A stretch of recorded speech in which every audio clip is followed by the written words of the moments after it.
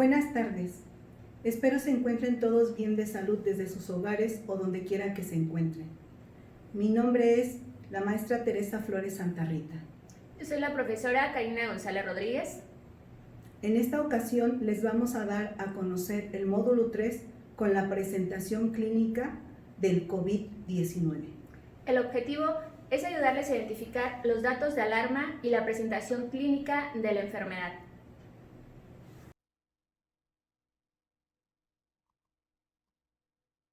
Ante el incremento de casos de COVID-19 en nuestro país, todas las puertas de entrada al sistema sanitario deben estar preparadas. Por lo anterior, reconocer el cuadro clínico y datos de alarma del COVID-19 permite identificar la necesidad de atención médica inmediata. Recordemos que enfermería tiene que estar a la vanguardia en todos los cambios que hay diariamente, sobre todo en primer nivel de atención. Cuadro clínico y datos de alarma. Una vez que se ha contagiado una persona, se considera el día 0, pero su contagiosidad va a ser posible desde un día o hasta 3 días antes de la aparición de los síntomas, los cuales pueden variar entre 5 o 6 días y hasta 14 días. En ese momento puede llegar a presentar la enfermedad leve y esta evolucionar a enfermedad moderada, grave o crítica. El periodo de mayor contagiosidad está en los primeros 3 días después de la aparición de los síntomas y estos no van a desaparecer el riesgo de contagiosidad hasta 3 días después de desaparecer todos los síntomas. Dentro de los datos de alarma de COVID-19 se presentan fiebre alta en un 83 al 99%, anorexia en un 40 hasta un 84%, en disnea desde un 31 hasta un 40% y en la mialgias de un 11 a un 36%. Dentro de los síntomas inespecíficos tenemos la anosmia, ageusia y el cuadro gripal. Y dentro del sistema respiratorio tenemos la tos seca y los síntomas gastrointestinales, que son síntomas atípicos, que son cansancio, disminución del estado de alerta, reducción de la movilidad, diarrea, puede ser diarrea constante o diarrea en episodios, pérdida de apetito, síndrome confusional agudo o ausencia de fiebre. Dentro de los factores de riesgo, el más importante en estos momentos es la edad. Recordemos que tenemos en confinamiento a las personas mayores de 60 años o con una enfermedad autoinmune. Encontramos el tabaquismo, enfermedades no transmisibles adyacentes que también pueden ser obesidad, diabetes, hipertensión, cardiopatías, neumonías crónicas, enfermedades cerebrovasculares, nefropatías crónicas, inmunodepresión y el cáncer. Las personas que han sido diagnosticadas o que ya han sido contagiadas y son portadores del virus de COVID-19, el 40% van a presentar la enfermedad leve, otro 40% va a desarrollar la enfermedad moderada, de ellos 15% va a presentar la enfermedad grave y solamente el 5% la enfermedad crítica. De este porcentaje, el 5% llegan a presentar insuficiencia respiratoria o síndrome de dificultad respiratoria aguda, septicemia y choque. Entre ellos se destaca también los síntomas de tromboembolias, insuficiencia multiorgánica, en particular lesiones renales y cardíacas agudas, y también se llegan a presentar manifestaciones neurológicas, recordando que los factores de riesgo ya mencionados son edad avanzada, tabaquismo y enfermedades no transmisibles, donde México se destaca por tener un alto índice. Dentro de la enfermedad leve, el paciente sintomático que se ajusta a la definición de caso de COVID-19, pero no presenta neumonía vírica ni hipoxia. Dentro de la enfermedad moderada tendremos signos de neumonía, fiebre, disnea, oxigenación mayor o igual al 90% con aire ambiente, al 21%. Esto se presenta en adolescentes y adultos. Dentro de la parte de los niños, los signos clínicos de neumonía no grave, se destaca la tos o dificultad para respirar, más taquipnea e tiraje intercostal. La taquipnea menor de 2 meses de edad puede ser mayor a 60 respiraciones por minuto. De 2 a 11 meses de edad puede ser mayor o menor, 50 respiraciones por minuto, y de 1 a 5 años puede ser mayor, menor, 40 respiraciones por minuto. En la presentación grave de la enfermedad se clasifica por el grupo de edad en los adolescentes y adultos que llegan a presentar ya los síntomas clínicos de una neumonía. Los signos claves son fiebre, tos, disnea y taquipnea.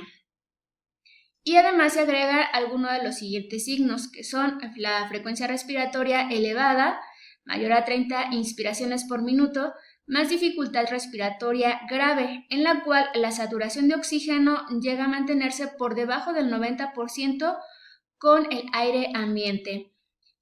En los niños, ellos presentan signos clínicos de neumonía, entre los que destacan fiebre, tos y o dificultad para respirar.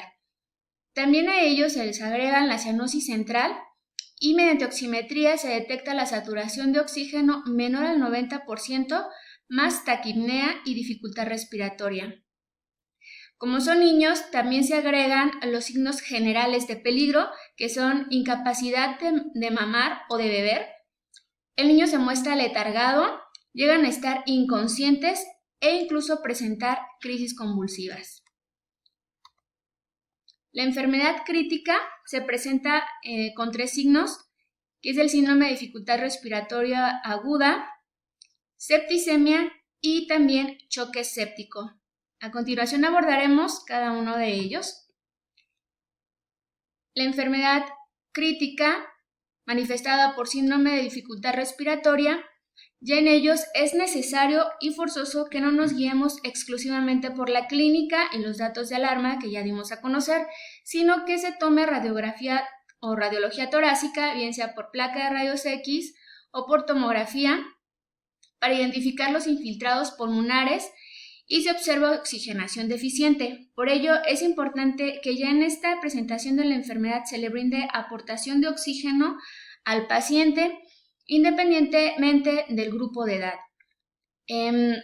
Esta fase de la enfermedad, la presentación crítica, la presentan una semana siguiente a la lesión clínica, en la que comienzan con datos de neumonía o aparición de nuevos síntomas respiratorios o incluso el empeoramiento de los signos que ya estaban presentes. Sin embargo, cabe destacar que no todos se van a esperar a la semana para presentar la evolución crítica de la enfermedad. Algunos evolucionan mucho más rápido. En ellos destaca el síndrome de dificultad respiratoria, que puede ser desde leve, moderado o grave. En ellos se mantiene una presión de oxígeno y también se puede brindar apoyo mediante presión continua al final de la expiración, que va a ser igual o mayor a 5 centímetros de agua de presión en el síndrome de dificultad respiratorio leve. En el síndrome de dificultad respiratorio moderado tenemos que la presión de oxígeno se eleva y mantenemos el PEP o la presión al final de la expiración igual o mayor también a 5 centímetros de agua. Y en el síndrome de dificultad respiratorio grave, en este siempre va a ser para mantener el PEP igual o mayor a 5 y que con dificultad llegan a mantener la presión de oxigenación en la sangre, tanto en niños como adultos, y comienza a complicarse el paciente. El siguiente dato es en la enfermedad crítica se presenta septicemia. En los niños se cuenta con una infección presunta que puede ser no demostrada o ya demostrada, más síndrome de respuesta inflamatoria sistémica en función al grupo de edad. Entre ellos se destacan que al menos debe tener 2 datos de respuesta inflamatoria sistémica y que en los adultos únicamente presentan datos de disfunción orgánica. En el choque séptico, en adolescentes y adultos, ya se evidencia mediante las tomas de laboratorio un lactato sérico mayor a 2 milimoles. Junto con eso se agrega hipotensión persistente, que además de esta no responde a la reposición de líquidos o a la reposición de volemia y que además requiere el manejo de vasopresores para mantener la tensión arterial media igual o mayor a 65 milímetros de mercurio, mientras que el choque séptico en los niños se va a manifestar con 2 o 3 signos de choque más la hipotensión. Esta va a ser manejada de acuerdo a grupo de edad, que puede ser menor al 5º percentil o mayor a 2 desviaciones típicas por debajo del valor normal para el grupo de edad, más los datos de choque. Les compartimos la comparación mediante tomografía de una persona que ha presentado síndrome de dificultad respiratoria agudo secundario a COVID-19.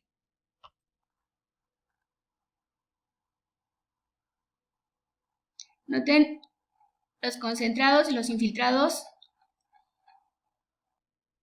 Y en el segundo video que les compartimos es también una persona con síndrome de dificultad, que dio positivo a COVID-19, pero que no presenta síndrome de dificultad respiratoria.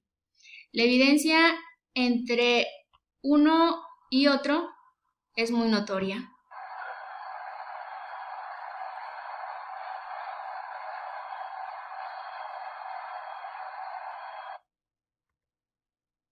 Y les compartimos por último las imágenes de personas que tienen o que son portadores de un positivo a COVID-19. En la imagen de la pantalla al lado izquierdo se notan también los infiltrados pulmonares y además es evidente en la radiografía que se trata de una persona que tiene uno de los factores de riesgo, que es obesidad.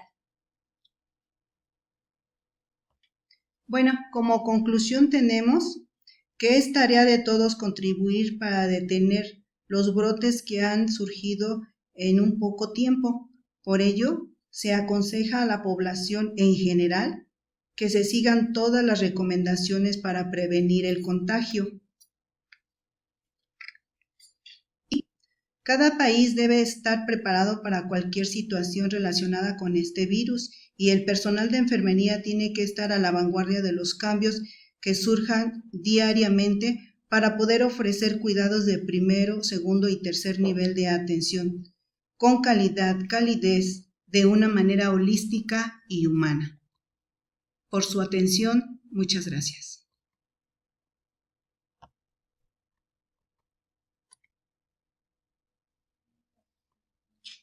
Por último, compartimos con ustedes las referencias bibliográficas.